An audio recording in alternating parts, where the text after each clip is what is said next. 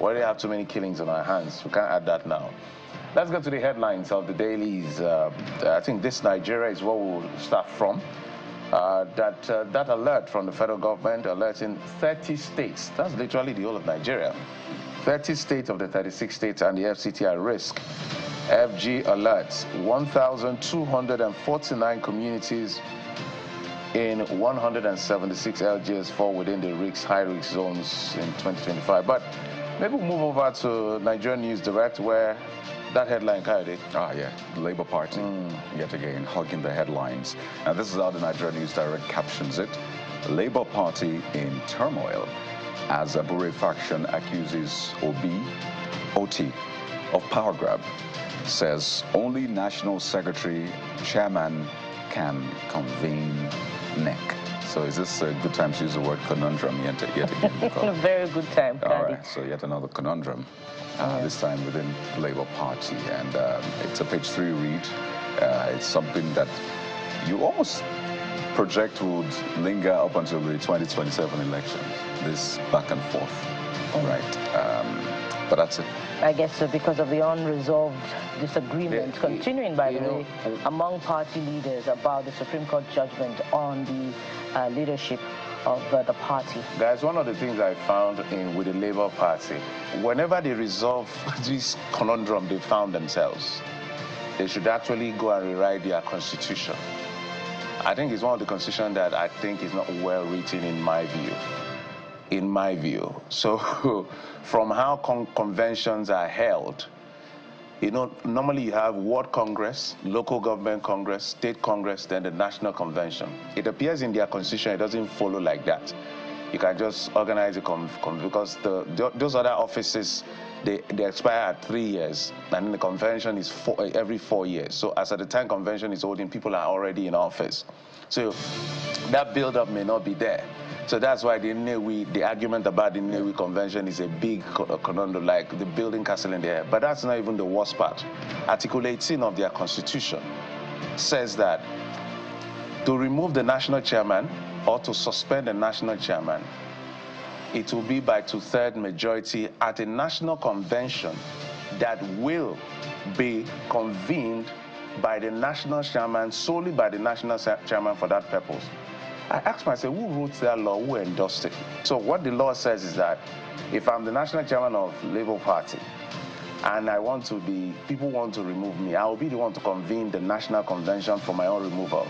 Are you going to do that? On the flip side, I think that constitution expects the best of people. Expects that politicians are very rational and they'll let go of power easily and say, you know what, I'm done. Just like the Labour Party in other climes. But clearly that's different. We are not that mature. That's the challenge. It cannot be guaranteed. And that's why when you look at part of the story, you know, about Nigeria's Labour Party, you find that time and again, members of the party at the leadership level have had, you know, serious reservations about the leadership of, you know, Barrister Julius Abure.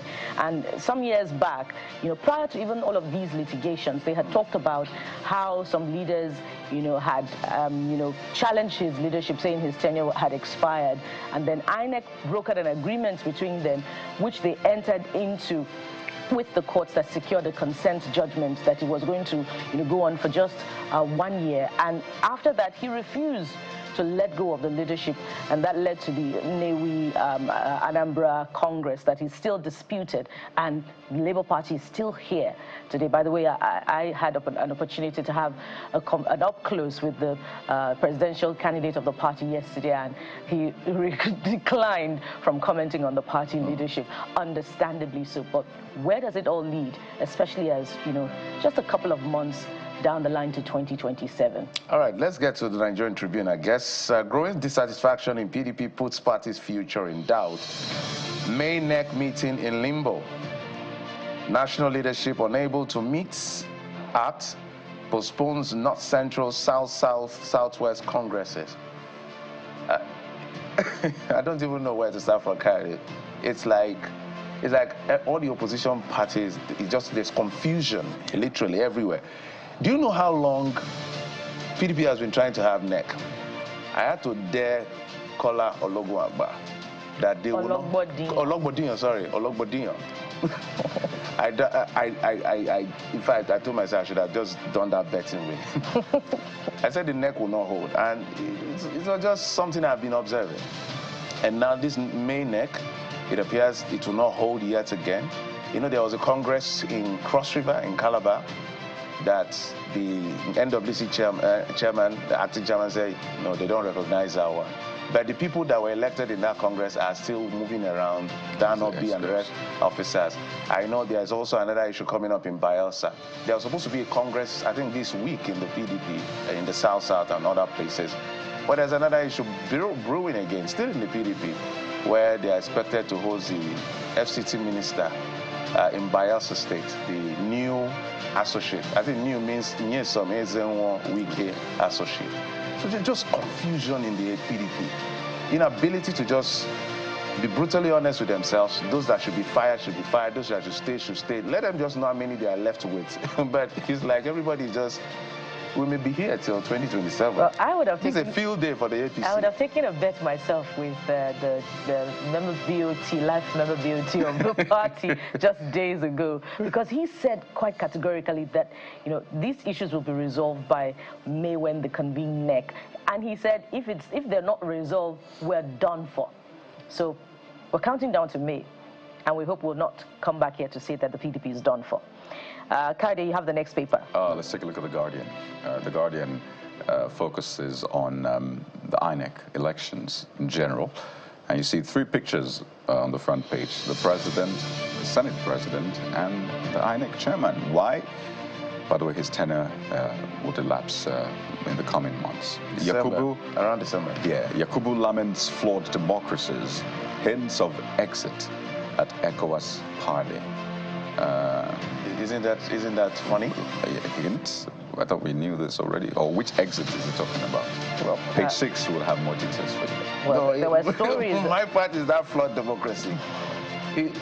As far as I will remember Mahmoud Yakubu, I remember it for two things.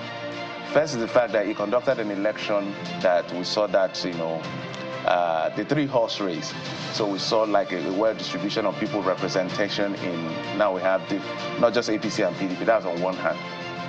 But we cannot forgive Mahmoud Yakubu for the failure of 30 years after 1993, God gave Nigeria a chance to redeem itself. Under Yakubu Mahmoud, he failed. Jeffrey, forgive and forget. No, we cannot forgive him. You have to forgive and forget. Because we're talking about confidence in electorate. If you and I, all of us were here, we're doing verdict, we're waiting with YAG, everybody, IRAD, ready to collect this thing at IREF and just be doing this thing. And for almost a day, we did not see results coming out for the presidential election. Yakubu failed in that aspect, and it cannot be forgiven. That is his legacy. If we were seeing the result like we saw the senatorial and the governorship election, the real time, I can almost guarantee that it will be anybody who goes to court after that to challenge Bola Tinubu with that.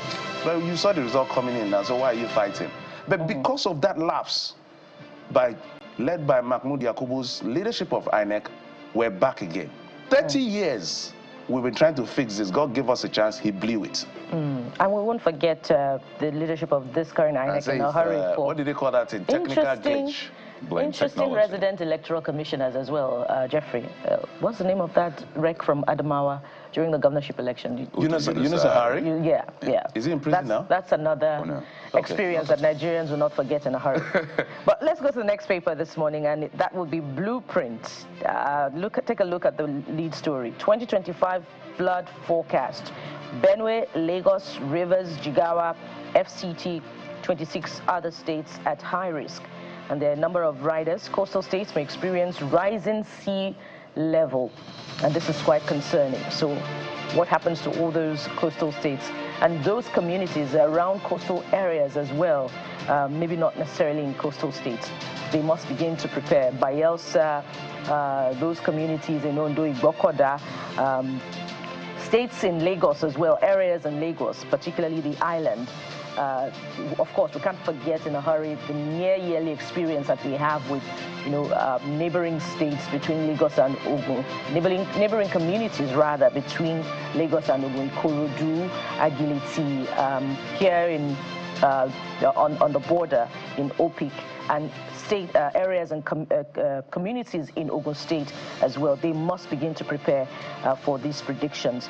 FG to commence pilot insurance scheme for Kogi Jigawa, and N Hyperdeck award 600 million naira contract for Muye flood control project.